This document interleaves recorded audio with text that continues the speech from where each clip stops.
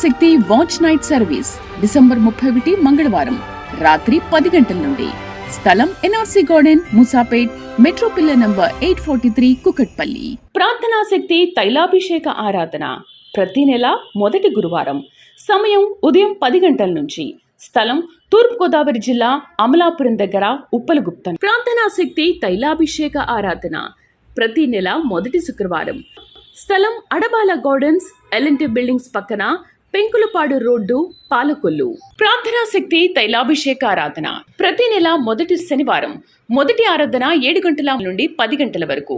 రెండవ ఆరాధన 10 గంటల నుండి 1 గంట వరకు. స్థలం మేరీస్టెల్లా auditorium, పంటకాలువ road, NTR circle, Vijayawada. ప్రార్థనా శక్తి తైలాభిషేక ఆదివారపు ఆరాధన సమయం ఉదయం 8:30 గంటల నుండి. స్థలం వైస్రాయ్ గార్డెన్స్, జుబ్లీ బస్టాండ్ ఎదురుగా, సికింద్రాబాద్. ప్రార్థనా శక్తి తైలాభిషేక ఆరాధన జనవరి 5 ఆదివారం. సమయం సాయంత్రం 5:30 స్థలం NRC garden, Moosapet, pillar number 842, Kukatpally. ప్రార్థనా శక్తి తైలాభిషేక ఆరాధన జనవరి 7 మంగళవారం. సమయం ఉదయం 10 గంటల నుండి. NK highway grounds, Autonagar, Gudem highway bypass road, Tadepalligudem. Yesayya నామములో మీకు వందనాలు తెలియపరుస్తా ఉన్నాను. ఈ దినము కొరకు దేవుడు సిద్ధపరిచిన వాగ్దానాన్ని మనం స్వాధీనపరచుకుందాం. పరిశుద్ధ గ్రంథంలో నుండి కీర్తన 121వ అధ్యాయము 4వ వచనం ద్వారా దేవుడు మీ కుటుంబాన్ని దర్శిస్తూ ఉన్నారు. కీర్తనల గ్రంథము, ప్రభువా నువ్వు నాతో మాట్లాడని అడుగుతున్నావు కదా, అందుకనే దేవుడి రోజు నీ ప్రార్థన ఆలకించి మంచి వాగ్దానాన్ని పరలోకము నుండి ప్రార్థనా శక్తి ద్వారా నీకు అనుగ్రహిస్తూ ఉన్నారు. సామ్స్ 121:4 ఇశ్రాయేలును కాపాడువాడు కునుకడు, నిద్రపోడు. యెహోవాయే నిన్ను కాపాడువాడు. భయంగా బతుకుతున్నావా? ఎవరు కాపాడుతారు? ఎవరు రక్షిస్తారు? నాకంటూ కాపుదల ఉందా? ఎలా బ్రతకాలి? ఒంటరి బ్రతుకు ఎలా బ్రతకాలి? గడిగడి గన్నం నూరేళ్ళ ఆయుష్ అన్నట్టు నా జీవితం అంతా కూడా ఎన్నో కష్టాలు, బాధలు అనుభవిస్తున్నాను. నాకైతే భయంగా ఉంది, నాకు ఆవేదనగా ఉంది, ఒంటరిని అయిపోయాను అని అనుకుంటున్నావా? దేవుడు నీకు జంటగా ఉన్నాడు. పరిశుద్ధాత్ముడు నీతో మాట్లాడుతూ ఉన్నాడు. నువ్వు ఒంటరివి కావు, పరిశుద్ధాత్ముడు నీకు జంటగా ఉన్నాడు. ఎవరున్నా లేకపోయినా, ఎవరెవరు నీకు దూరం అయిపోయినా, నమ్మిన వారు నీకు దూరం అయ్యారని ఏడుస్తున్నావా? బాధపడుతున్నావా? నేను ఎంత నమ్మకం పెట్టుకున్నాను, ఎంత ప్రేమించాను, నాకు ఈ మనుషుడు దూరం అయిపోయాడు, ఆ మనుషుడు దూరం అయిపోయాడు, ఆ మనిషి దూరం అయిపోయింది, అసలు నేను ఎక్స్పెక్ట్ చేయలేదు, ఇలా ఎందుకు జరిగింది, ఇలా ఉంటుందా, ఇంకెందుకు నా జీవితం, నేను ఎవరిని నమ్మినో వారు నన్ను విడుదల వెళ్ళిపోయారు, నా జీవితానికి అన్యాయం జరిగింది అని అనుకుంటున్నావా? ఈరోజు దేవుడు నీతో మాట్లాడుతూ ఉన్నాడు. నిన్ను కాపాడువాడు కునుకడు, ఇశ్రాయేలును కాపాడువాడు కునుకడు, నిద్రపోడు. యెహోవాయే నిన్ను కాపాడువాడు. యెహోవా అనగా ఉన్నవాడు అనువాడు. ఆయన నిన్ను సృజించినవాడు, గొప్పవాడు, నీ పక్షంగా ఉన్నాడు. అందుకే నువ్వు బ్రతకగలుగుతున్నావు, బ్రతికి నువ్వు ముందుకి కొనసాగుతూ ఉన్నావు అంటే కేవలం ఆయన నీ పక్షంగా ఉన్నాడు. ఎవరు లేరని ఎందుకు పదే నువ్వు అనుకుంటున్నావు? ఆయన లేడా? ఆయన ఎలాంటి వాడంటే నీ కన్నీటిని ముత్యాలుగా మార్చేవాడు, ఆనంద బాష్పాలుగా మార్చేస్తాడు ఆయన. ఎన్నో బాధలు ఉన్నాయి, ఇవన్నీ బాధ్యతలు ఎలా చేయాలి, ఈ జీవితం ఏమైపోతుంది, ఒంటరిగా ఉన్నాను అనుకుంటున్నావా? దేవుడు నీ కొరకు గొప్ప మనిషిని ఏర్పాటు చేశాడు. దేవుడు నీ కొరకు గొప్ప బహుమానాన్ని దాచిపెట్టాడు. తన యందు భయభక్తుల వారికి తాను దాచిపెట్టిన మీరు ఎంతో గొప్పది. అది కంటికి కనపడదు, చెవికి కనపడదు, హృదయమునకు అగోచరం అన్నాడు. దేవుడు గొప్ప కార్యాన్ని పట్ల జరిగించబోతూ ఉన్నాడు. ఏ మనుషుడు నిన్ను భయపెట్టడానికి లేదు, ఏ మనుషుడు నీ మీద పగ తీర్చుకోవటానికి లేదు, ఏ మనుషుడు నీకు అన్యాయం చేయటానికి లేదు. ఎందుకంటే ఎవరు అన్యాయం చేయాలని అనుకున్నా వారికి అన్యాయం జరుగుతుంది. ఏ మనిషి నిన్ను దుర్భాషలు మాట్లాడుతుందో ఆ పాపము, శాపం వారి మీద ఎలుబడి చేస్తుంది. నిన్ను దీవించి వారిని దీవిస్తాను, నిన్ను శపించి వారిని శపిస్తాను అన్నాడు దేవుడు. అంటే ఆయన నిన్నంతగా ప్రేమించాడు, అనుక్షణము నిన్ను కాపాడుకుంటున్నాడు. నువ్వు పండుకున్నప్పుడు ఏ దుష్ట శక్తులు కానీ, ఏ దైవ శక్తులు కానీ నీ దగ్గరికి రాకుండా, నీ కుటుంబం దగ్గర రాకుండా దేవుని దూతలు కాపుదలు కాస్తూ ఉన్నాయి. నువ్వు మెలకుగా ఉన్నప్పుడు, నువ్వు ప్రయాణం వెళ్తున్నప్పుడు, నువ్వు వాహనం ఎక్కినప్పుడు, దిగినప్పుడు, ప్రయాణం చేస్తున్నప్పుడు, నువ్వు జర్నీలో ఉండగా ఎక్కడ ఎవరితో మాట్లాడుతున్నప్పుడు నీతో ఒక ఆత్మ వస్తూనే ఉంది. ఎందుకంటే ఈరోజు క్లియర్గా చెప్తా ఉన్నాడు ఆయన, నేను నిన్ను కాపాడుకుంటున్నానని.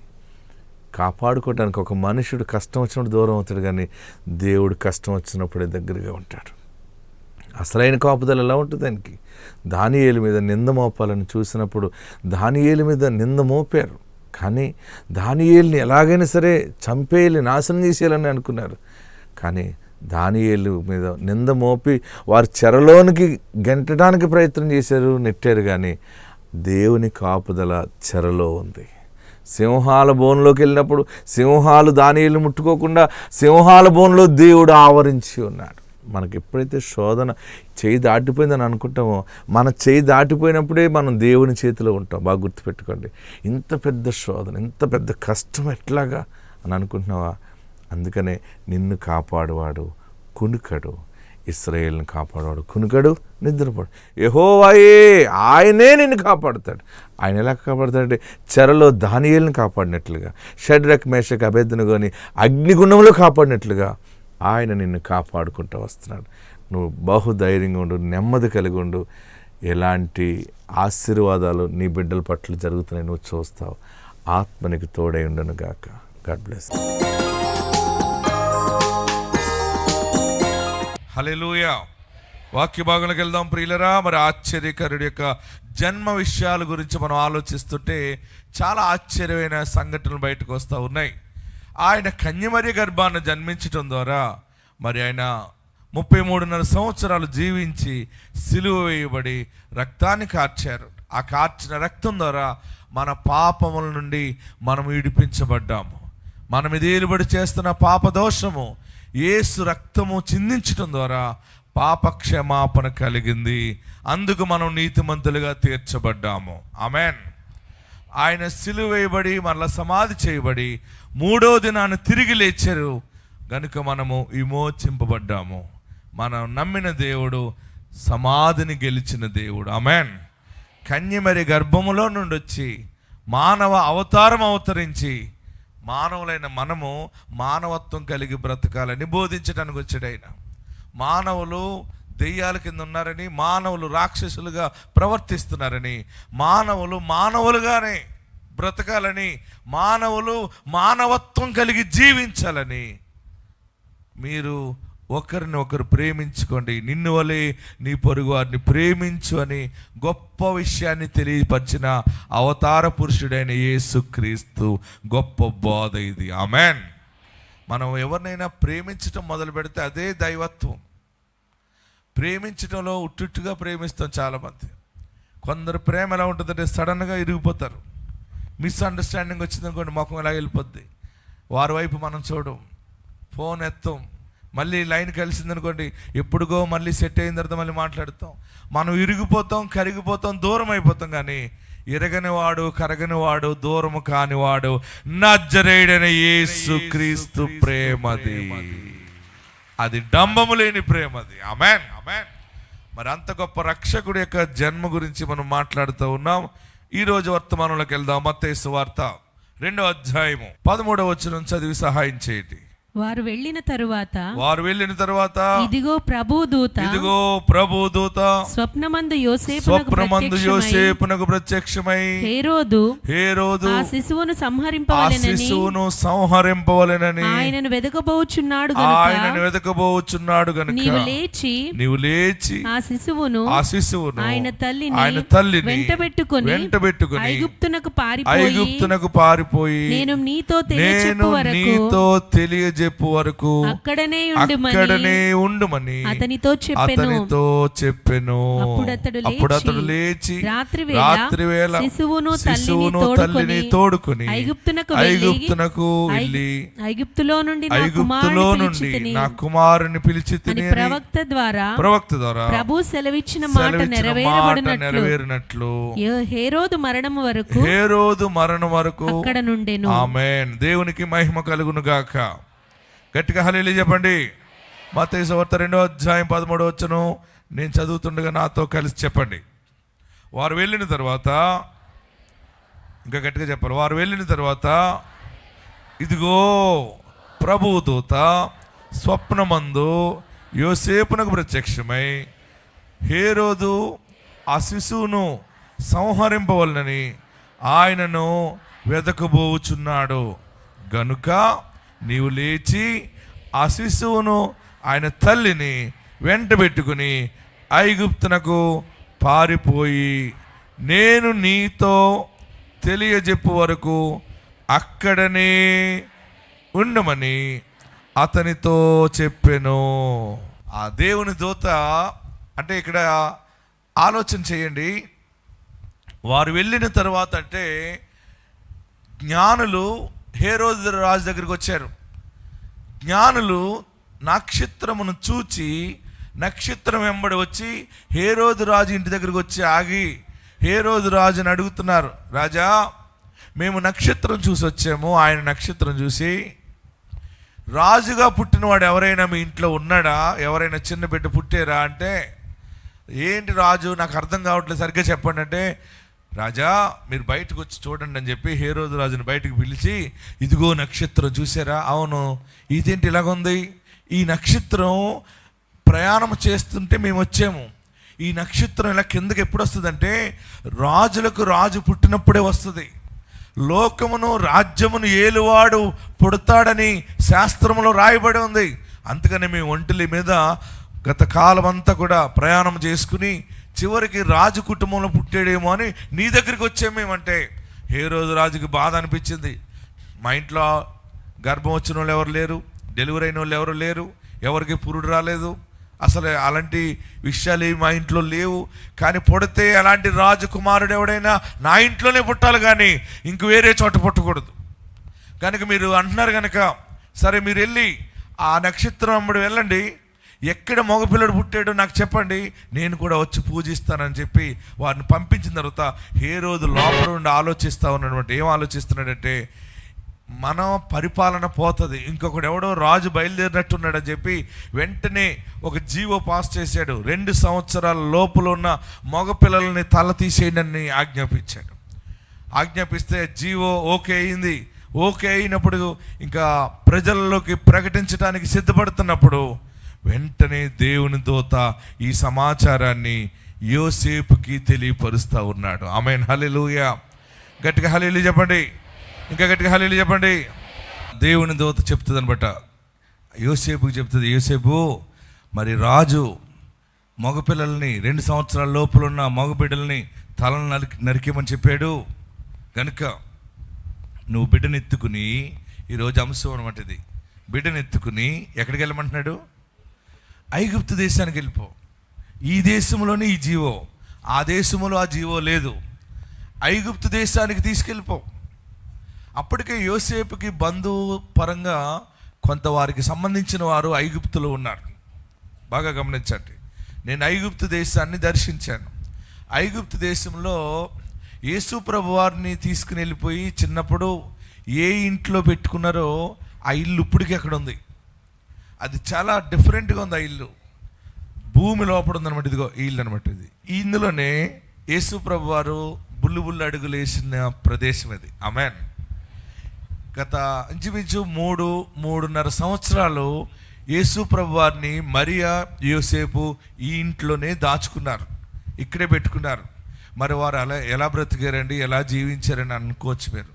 యేసు ప్రభు పుట్టినప్పుడు జ్ఞానులు ఇచ్చిన బంగారము, సాంబ్రాణి, బోలము కానుకలుగా సమర్పించారు.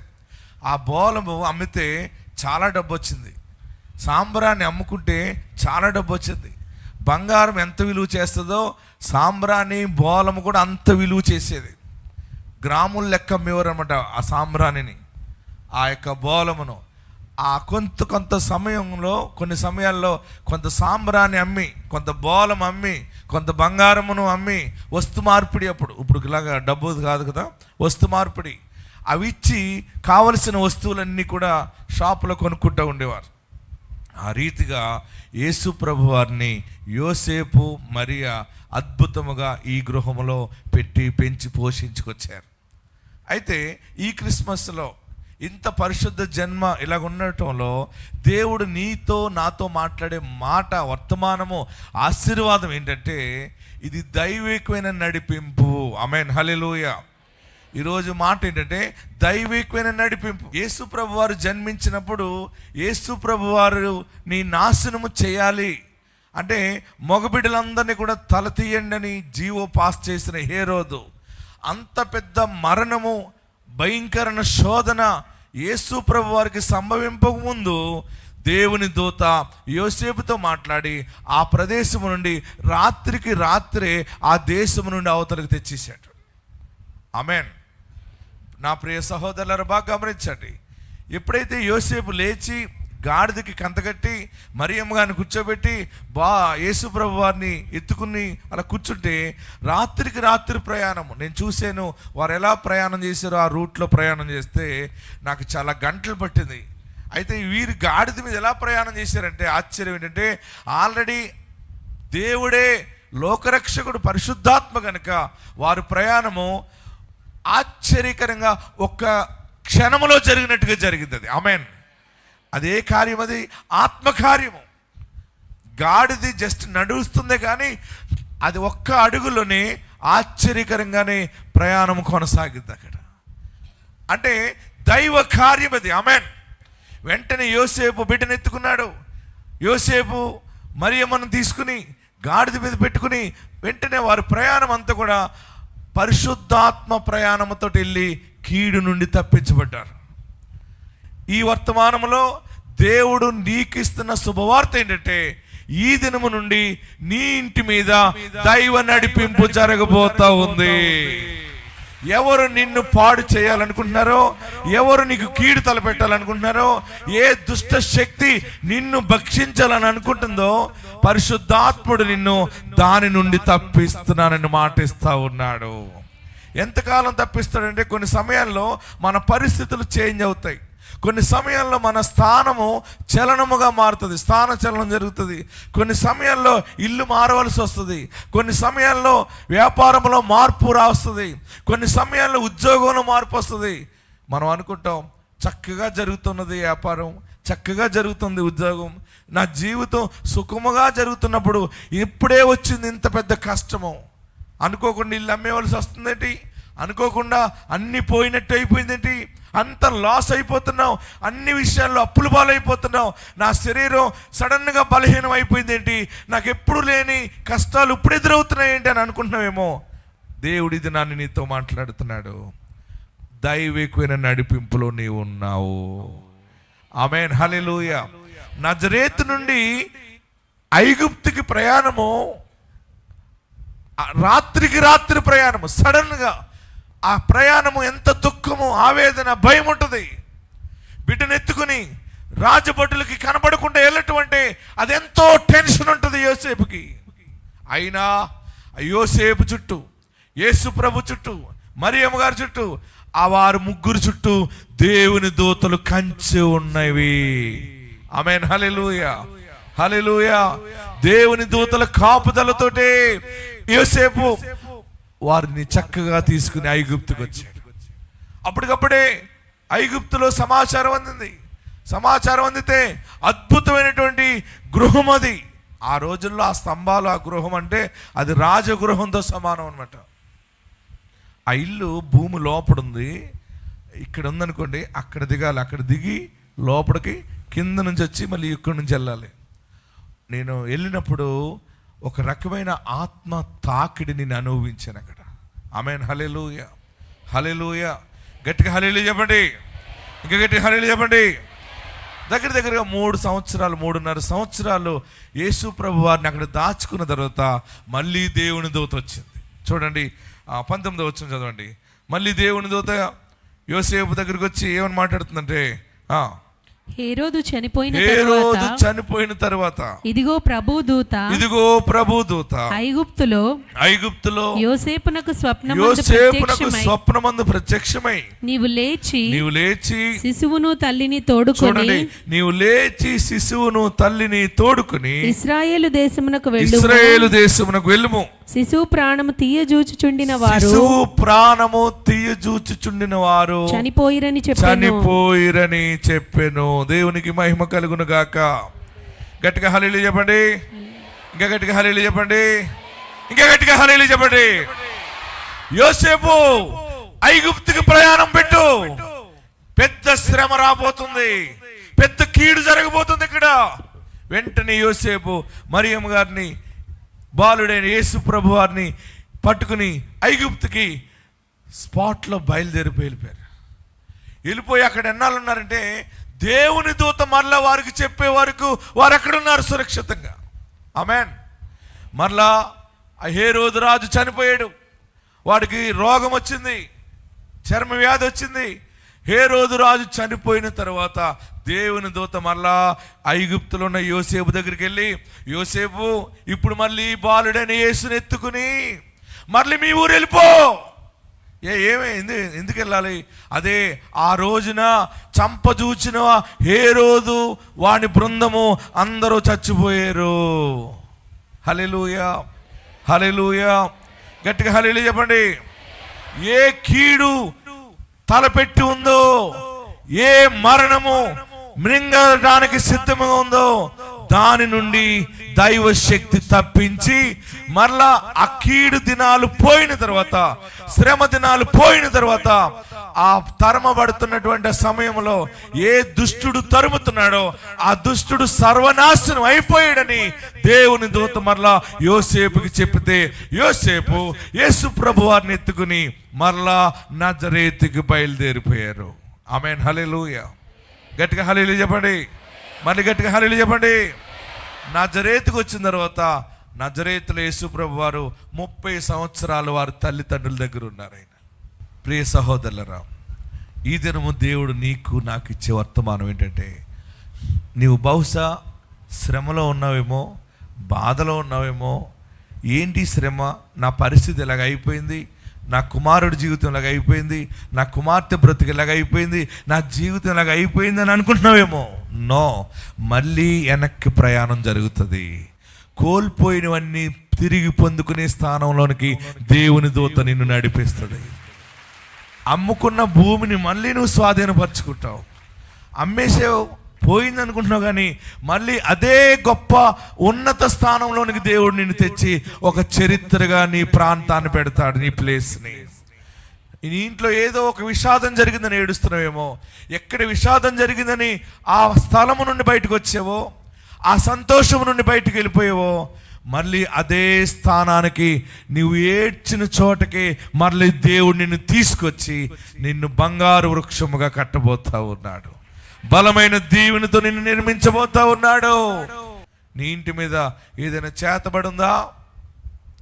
ఎవరైనా ఏదైనా మంత్రించారని ఏడుస్తున్నావా? ఏదైనా చెడుపు దైపు శక్తులు, మంత్రశక్తులు నీ మీద పనిచేస్తూ నేను ఇంక నాశనం అయిపోతున్నాను అనుకుంటున్నావేమో. నో, మళ్ళీ అక్కడే ఒక గొప్ప వెలుగు వెలగబోతా ఉన్నావు. మళ్ళీ వెలుగుతావు. నేను దేవుని ఆత్మగా నా నోట్లో పెట్టిన మాట ప్రకటిస్తున్నాను, నీవు గొప్ప వెలుగులోకి రాబోతున్నావు. నువ్వు నమ్మగలిగితే 2 చేతులు పైకెత్తి చప్పట కొట్టండి. ఆరిపోయిన నీ దీపాన్ని దేవుడు మరలా వెలిగించబోతున్నాడు. ఒంటరి అయిపోయిన నీ బ్రతుకుని మరలా వెలిగించబోతా ఉన్నాడు. అందరూ లేచి నిలబడి మనం చప్పట్లు కొడతాం. దేవుని నామానికి మహిమ కలిగినట్లుగా. ఎక్కడ కీడుందో అక్కడ దేవుడు తప్పిస్తాడు నిన్ను. ఎవరిని నమ్మిన మోసం చేశారు అని ఏడుస్తున్నావేమో, ఇక మీదట ఆయన నీకు తండ్రి అయి ఉన్నాడు. 2 చేతులు పైకెత్తి యేసు నా పాపాలు క్షమించని అడుగు. యేసు నీవు నాకు తండ్రిగా ఉండాలి, నన్ను నీవు నడిపించు. నీ నడిపింపుని బట్టి నేను ఎలా వెళ్ళాలంటే ఎలా వెళ్తాను బాబు, నీ నడిపింపు నాకు కావాలి. ఈరోజు దేవుని సేవకుడిగా నీ ముందుకొచ్చి దేవుడి మాటలు ప్రకటిస్తూ ఉన్నాడు. నువ్వు భయపడకు, మరణము ఆయన తప్పిస్తున్నాడు. నీ భయం నుండి నిన్ను తప్పిస్తున్నాడు. నీవు చనిపోవు, నీకు ఇంకా ఆయుష్ ఉంది. దేవుడు నీకు ఆయుష్ పొడిగిస్తూ ఉన్నాడు. చీకటి వచ్చిన నీ జీవితంలో వెలుగు రాబోతా ఉంది. చనిపోవాలని అనుకున్నావు కానీ ఆయన నిన్ను బ్రతికిస్తున్నాడు. ఒక ప్రత్యేక ఉద్దేశంతో నిన్ను బ్రతికిస్తా ఉన్నాడు. ఆయన వాగ్దానం నెరవేర్చడానికి ఒక ప్రణాళికను రూపొందించాడు నీ పట్ల. రోగం వచ్చిందని ఏడుస్తున్నావా?